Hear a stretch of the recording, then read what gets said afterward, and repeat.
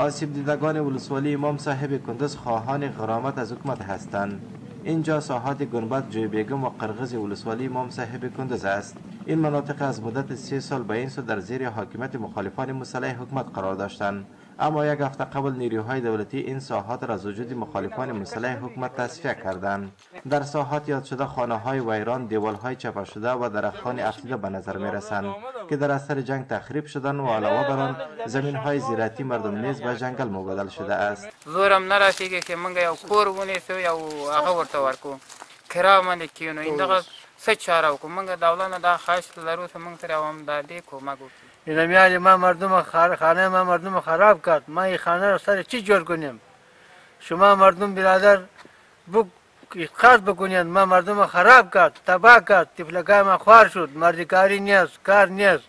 از سوی دیگر محبوب الله سیدی ولسوال امام صاحب میگوید که مشکلات خانواده های بیجا شده و متضرر را با مقام های محلی کندز شریک ساخته و گزیده به این خانواده ها کمک ها توزیع خواهد شد. با کسایی که بیجا شده و ما امروز یک مکتوب صادر کردیم به مقام ولایت که به بنیادهای خیریه و انجویایی که در قسمت بیجا شدگان کار میکنند بیاین عملا در ساحه و خسارات را تثبیت بکنند و با مردم بیجا شده